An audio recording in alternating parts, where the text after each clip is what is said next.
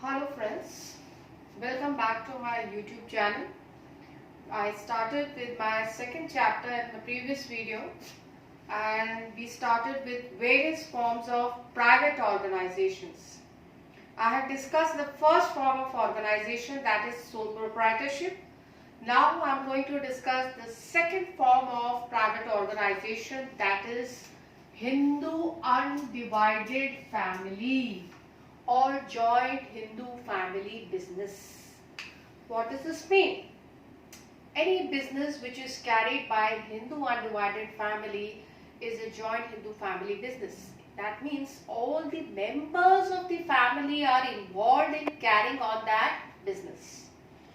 Two conditions which are necessary for that business. Number one, there should be at least minimum 2 male members to carry on the business, and number two, existence of ancestral property. Ancestral property means पूर्वजों से हस्तांतरित की गई property, that is which is inherited by the successors taking birth in that family. And the members that inherit the ancestral property, पूर्वजों से जो property inherit करते हैं, those members are called the co-partners of the business. That is, the members of the business are known by the name, the term used here is co-partners. And the head of the joint Hindu family business is known as Karta. In this business, initially when this system started, we had two systems, that is Daya and Mitakshara. Daya and Mitakshara. This system existed in West Bengal and this system existed everywhere except West Bengal. According to this system, Daya both male and female could be the members of joint Hindu family business. And according to this system, that is Mitakshara, only male, M stands for Mitakshara, only male members could be the members of joint Hindu family business.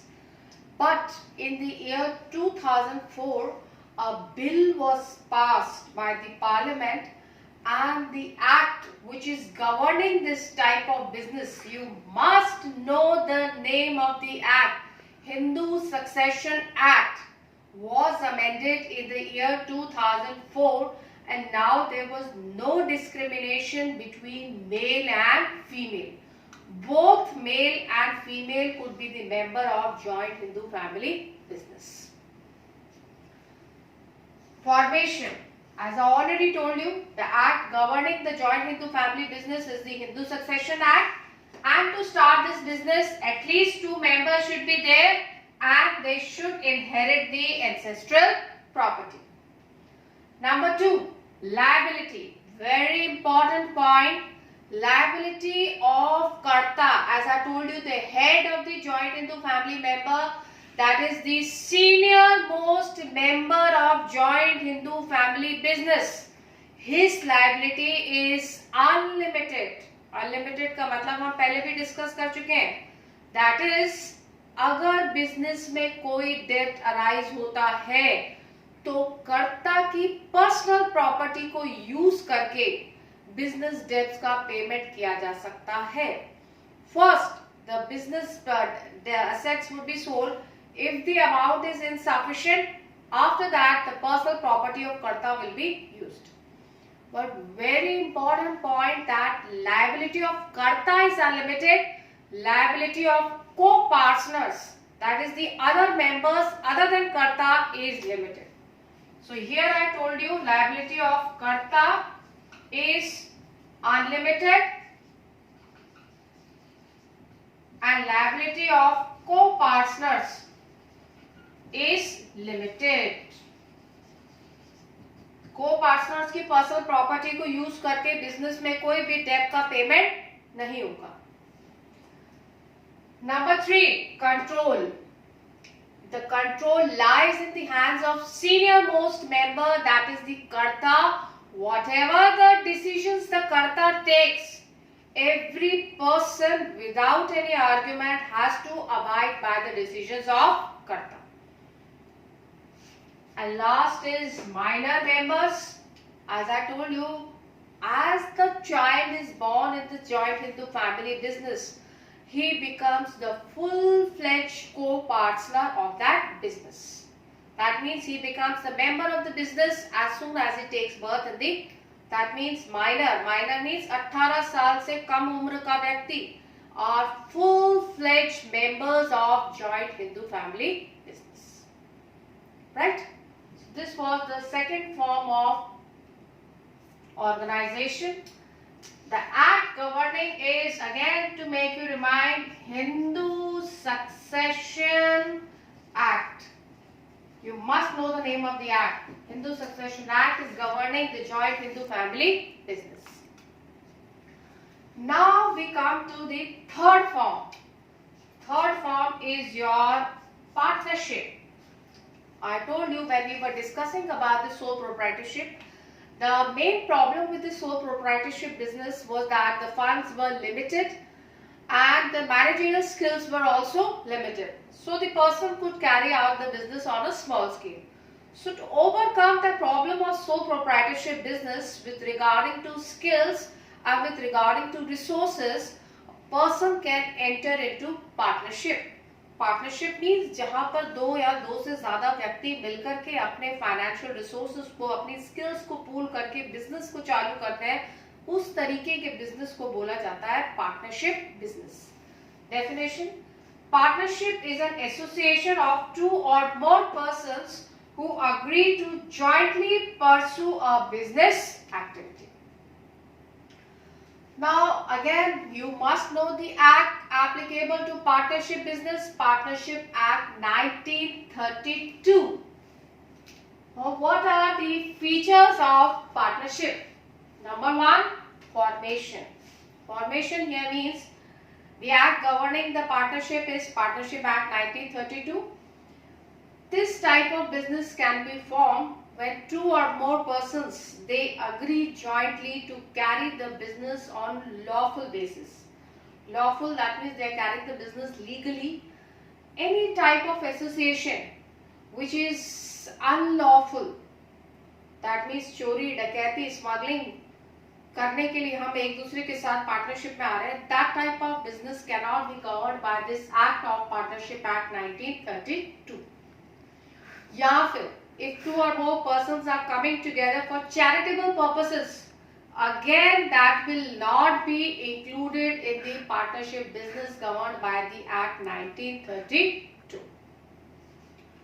Second is your liability. The liability of all the partners will be unlimited. Unlimited means that is their personal properties can be used for the purpose of payment of business debts. Business में कोई भी debt arise होता है, पहले business के assets को बेचा जाएगा. अगर business के assets insufficient हैं, तो partners को अपनी personal property में से business के debts का payment करना पड़ेगा. Next is risk bearing. In the case of sole proprietorship, I told you the entire risk of loss in the business is borne by one single individual. But here the risk will be shared among all the partners in the ratio which is decided between them. Decision making. See, decision making, although the day-to-day activities are basically decided, some partners may be active partners, some partners may be sleeping partners, they may just be contributing their capital and decisions may be taken by the active partner. But wherever any crucial decision, crucial means any decision which affects the partnership to a maximum extent, which is most important, in that case all the partners would be responsible to participate in the decision-making process of the business. Continuity. This point says death, retirement, insolvency of any partner may affect the continuity of partnership business. अगर कोई partner का दिवालिया निकल जाता है, किसी की death हो जाती है, कोई फिजिकल एलिमेंट हो जाता है, कोई रिटायर हो जाता है, तो डेफिनेटली पार्टनरशिप बिजनेस अफेक्ट होगा. But if existing partners they wish to continue the business, in that case they can do so by signing a fresh agreement between them. Number of partners. Minimum number of partners required to start the partnership business is 2, and maximum as per the latest trend is 50. Mutual agency relationship. This point says that every partner in the partnership business is the principal as well as agent of the partnership business. That means he is the agent, principal as well as agent of firm as well as agent of the other partners. कहने का मतलब है, अगर किसी भी partner ने कोई contract sign किया, in that case that contract signed by one partner would be binding on all the partners. Means business can be carried on by all or any one of them on behalf of all. तो हर partner partnership business का principal भी है, firm का agent भी है और दूसरे partners का भी एजेंट है. किसी एक व्यक्ति की एक्ट, वो एक्ट हर व्यक्ति पर बाइंडिंग होगी. Other persons cannot escape by saying so that the contract was signed by if A, B, C are the three partners, and A signs with the agreement of B and C signs a contract with D. B and C cannot deny the fact that since we were not there, the contract is not binding on us. Contract will be binding on both the three persons, that is A, B and C. Now, what are the merits of partnership business? Number 1, easy to form. As such, no such legal formalities are needed. Two persons, if they agree, they can start the business. If they doesn't want to continue, they can dissolve the business. It is simply they have to enter into an agreement, give the terms and conditions of the partnership in the partnership deed, a document which is signed by them, and registration again is optional, it is not compulsory. Number 2, balanced decision making. Problem in sole proprietorship was that कि वहाँ एक ही व्यक्ति सारे decisions ले रहा था, जो कि वर्सेटाइल नहीं था हर स्किल में, मार्केटिंग में, फाइनेंस में, सेल्स में, प्रोडक्शन में. You can't expect one single to be expert in all the fields. But here the decisions are taken by different partners on the basis of their knowledge and specialization. So definitely the decisions are balanced compared to sole proprietorship. Larger financial resources. This was one of the drawbacks in sole proprietorship, that the funds available with the sole proprietors were limited. To overcome that, here we have larger. If large number of people they come together, for example, I say A, B, C, they decide to enter into partnership. Definitely funds of A, B and C together contributed would be larger if the business is carried exclusively by A. So on large scale, we can collect the funds and carry the business on larger scale as compared to sole proprietorship. Risk sharing. Again, it motivates and develops the confidence, because here not one person is being killed in case of loss. अगर business में घाटा हो रहा है, किसी भी तरीके का नुकसान हो रहा है, तो उस नुकसान को हर पार्टनर बियर कर रहा है in the ratio which is decided by them in the partnership deed. And secrecy, again, confidentiality in case of partnership business can be easily maintained. Why? Because partnership business में accounts को publish करने की जरूरत नहीं है, as in the case of company. Plus, whatever the decisions are being taken are taken by the partners themselves. So the information lies in the hands of partners only. It is not leaked to any third party. Now we come to the demerits of partnership business. Demerit. First is your unlimited liability. Unlimited liability means, this point has already been discussed here. That means in case of any debt which arises in the business and the business assets are insufficient, personal property of the partners can be used for payment of business debts. Limited resources. Now you are going to ask me why here you've written this larger financial resources and here limited. Aren't these 2 points controversial to each other?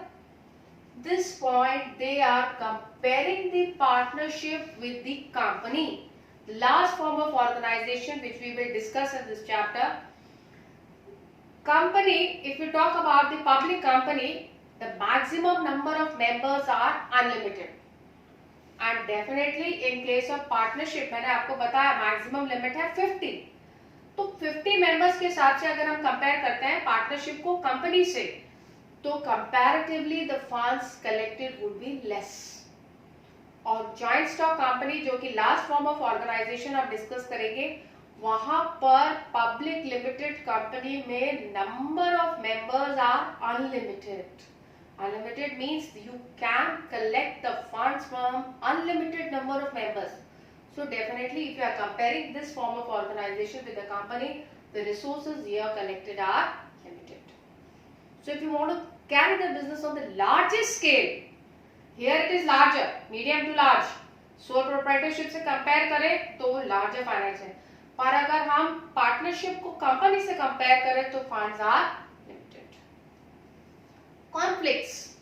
This point says that large number of partners, they come together to form partnership business. They are coming from different backgrounds, their opinions are different, their ways of working are different, they are from different families. So definitely if their viewpoints do not match, there are chances of conflict between these partners, which may affect their business. And lack of public confidence, as I already told you, since they are not required to publish the accounts, so definitely the general public does not have any idea कि इस business में कितना profit है या नुकसान में चल रहा है. So definitely the public confidence is less in case of partnership business. And last is risk of mutual agency. This point says, मैंने आपको बताया एक पार्टनर की एक्ट हर पार्टनर पर बाइंडिंग है in case of partnership business. Now you see, if any dishonest act is done by any partner, in that case that side effects of dishonest act will be borne by all the partners. For example, I talked about the 3 partners A, B, C. Now partner A enters into contract with D, who is a relative of A. Entering into contract with D is not at all fruitful for the firm. अगर इसके साथ contract sign करता है तो firm को नुकसान ही होने वाला है, पर ये कॉन्ट्रैक्ट साइन करता है डी से so that he can maintain his good relationship with D. Just to maintain his good relationship with D, he enters and the firm as such is not earning any profit. In fact, the firm goes into loss. Now the act of this dishonest partner, because of his dishonest act, he is the dishonest partner, B and C will also suffer in the partnership firm, because the risk of loss will be borne by all the 3 partners. B and C cannot deny saying that the contract was entered into by A. Whatever the contract was entered into by A will be binding on B and C. This is the risk of mutual agency. Thank you. That's all for today. If you have any queries, please come.